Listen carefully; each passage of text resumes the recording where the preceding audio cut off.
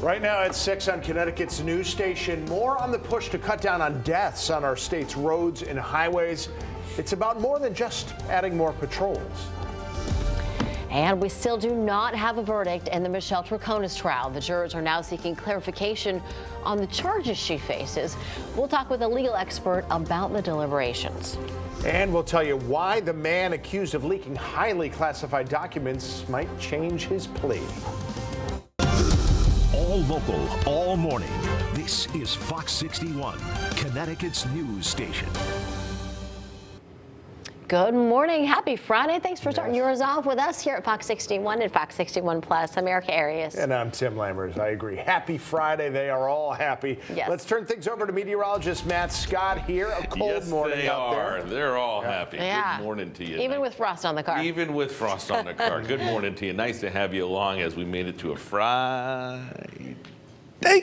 Forecast looking back to seasonal, so looking good, feeling better today. We do have a mixed bag for the weekend, but with warming temperatures, it's another rainmaker for the start.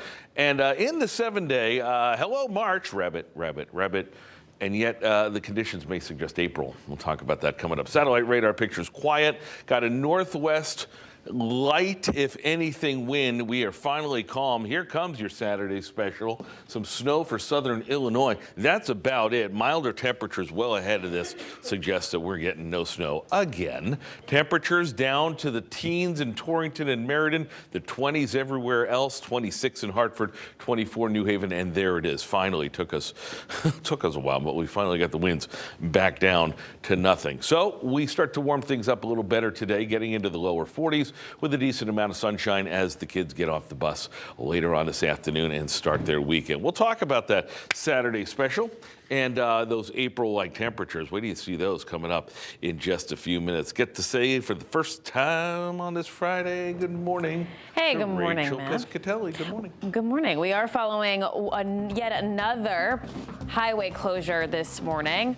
on 95 over in Madison. This is due to a jackknife tractor trailer. I also want to alert you to some road work that is over in Ashford this morning, eastbound out by exit 72. We do have the right shoulder that is closed. This is road work that isn't typically out there at this hour. This is due to the crash that occurred yesterday at this time involving two tractor trailers. So of course we'll keep you posted on when that clears. Otherwise, here's this closure. 95 over in Madison this morning, the southbound. The road is blocked from 62 to 61. This is due to a jackknife tractor trailer. We do have delays starting to build in the area stretching back towards Clinton. Travel speeds are around 9 miles per hour. The alternative route for you is going to be taking Route 1 or Route 80 to get around this closure. We'll be back at 6:30 with another update. Back to you. Well, the safety of our roads is still in the spotlight this morning because police in 2 towns are investigating pedestrian crashes, one of which was deadly. Yeah, one person died after being hit by a car on Route 372 in Cromwell. It happened at about 8:30 last night. Police didn't release the name of the pedestrian. We're told the driver went to the hospital. There's no word on their condition this morning. If you know anything about the crash, please call Cromwell Police. Also, one person was hurt after they were hit by a vehicle in Newington. This is around 6:15 last night in the southbound lanes of the Berlin Turnpike. Police said the pedestrian's injuries appeared to be serious, and they did say the driver stayed at the scene. Now, those crashes happened just hours after Governor Lamont and state police announced plans to increase patrols on major roads. Now, one reason they're doing this is to address the high number of pedestrian deaths, and they also want to focus on stopping wrong-way crashes. So we have Fox 61's Lindsay Kane joining us now with more details. Lindsay, good morning. Hi, good morning. We've had nearly 50 deaths on Connecticut roads, and we're only 2 months into the year. 7 of those deaths were in 3 wrong-way crashes. State officials say these numbers are unacceptable, and they're working to increase safety on roadways. Governor Ned Lamont and state officials announced a targeted enforcement strategy. When you're out on the roads, you'll see more police cruisers monitoring highways from Route 15 to I-84, I-91 to I-95, and also rural roads. Police will be stationed in areas prone to fatal fatalities. Officials are using data and technology to identify those roads and target enforcement in the areas that need it most. Last year, there were 322 deaths on state roads. We're on track to get close to that number this year. Police will be looking for distracted driving, aggressive driving, drunk driving, and wrong-way driving. Governor Lamont spoke in Rocky Hill. He mentioned there were 93 crashes on I-91 in this area last year, 72 involving injuries. He says moving forward, the state would like to utilize more technology to prevent road deaths, but he's warning drivers the only real way to save lives is to drive responsibly. And over the last few years, we're not where we were pre-COVID in terms of enforcement. We have picked up a lot over the last 2 or 3 years, and we have a way to go. But that's a small piece of what we got to do. The rest, I think, really relies upon each and every one of you and using your common sense. The enforcement program is already up and running, so you'll see more police officers out on the roads looking for everything from, again, speeding to distracted driving and beyond. Tim and Erica will send things back over to you. Hey, Lindsay, thank you. All right, 6:05 right now. We have an update now on the tractor trailer crash we covered for several hours yesterday morning as breaking news. One person died. 2 big rigs came together on I-84 East just past exit 72 in Ashford. Both trucks ended up in the pond there next to the road. Officials have not identified the victim, and it's not clear what caused the crash.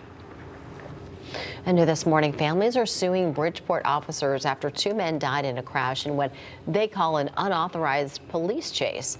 Now, Jose Rosario and Raul Calderon were found dead on Route 8 in Shelton in January of 2022. Their families say the men died as a result of officers chasing the wrong vehicle. According to the lawsuit, police were looking for a suspect in a dark gray Honda. Officer Manuel Santos allegedly misidentified that car and started chasing the silver Honda that Rosario and Calderon were in. Rosario eventually lost control of his car after exiting Route 8. The car went airborne and flipped over. The lawsuit claims that Santos never got permission from his supervisor to chase the 2 men and did not report the chase until 2 days after the crash. We are checking with Bridgeport Police for comment on this case. Well, this morning, jurors will begin their 3rd full day of deliberations in the Michelle Troconis trial. There are 6 jurors who have 6 criminal charges to consider. Yeah, they met with the judge yesterday to get some clarification about one of the charges. Fox 61's Brooke Griffin is joining us live in Stamford right now, right outside Superior Court, with more on the story. Brooke. Well, the judges here at Stamford Superior Court are really getting into the exact specific details of each of Michelle Troconis' charges and really what they mean. They asked the judge yesterday to clarify how involved someone has to be in a crime for them to actually be held accountable for it. Troconis is charged with conspiracy to commit murder, hindering the prosecution, and tampering with evidence in the disappearance of Jennifer Dulos. Prosecutors say video shows her in a pickup truck on the day when her boyfriend, Fotis Dulos, Jennifer's estranged husband, and her then boyfriend, was dumping evidence into a trash bin in Hartford. Fotis took his life just weeks after being charged with murder. The jurors questioned Troconis' tampering evidence charge by way of the accessory liability clause, asking if she needed to physically touch a piece of evidence for her to be considered guilty of tampering. The judge said no. Legal experts say there is no telling when the jury will reach a decision, as this case has tricky components that require a lot of logical thinking to break down those charges. The deliberation process is not limited in any time. It can take as long as the jury needs unless they come to an impasse. They can't make a decision. And then they ask the court for some instruction. The court will instruct them to listen to each other and consider each other's positions and opinions and go back and re-deliberate. Now, all 6 jurors must come to unanimous decision for this to come to an end. Now, in the case like that legal expert there just said, that they cannot come to any sort of unanimous decision, even with the judge's legal guidance of this process, then they will end up going into a hung jury. Now, if that happens, then this case has to be dismissed, not the charges, but the case, and then they have to completely redo the case at a later date. So, of course, they are trying to make sure that they do come to that decision. Live in Stamford, Stamford, Brooke Griffin, Fox 61, Connecticut's news station. Okay, Brooke, thank you for the update. We'll be on Verdict Watch again today. And you can count on Connecticut's news station for updates on the jury deliberations. As soon as we know there is a verdict, we will bring it to you on air, online, and on Fox 61 Plus. A New Haven man was sentenced to 35 years in prison for murder.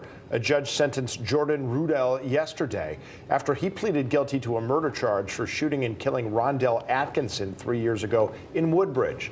Prosecutors said Rudell and another man, Ricky Trainum, went with Atkinson to this playground, then stole his belongings, shot him, and drove away. Trainum is already serving 80 years in prison. Well, a fire in Middletown could have been much worse if not for a working fire alarm system. That's what firefighters said after a fire tore through a condo building. This is yesterday morning on Burgundy Hill Lane. You can see how severe the fire was, but nobody was hurt. Fire officials again credited that building's alarm system for saving lives. Now happening today, New Haven Mayor Justin Elicker is going to unveil his proposed budget for the next fiscal year. This is happening at 11 a.m. at City Hall. The mayor and the budget director are going to talk about plans for the Elm City, and we're going to have more on what is announced later today.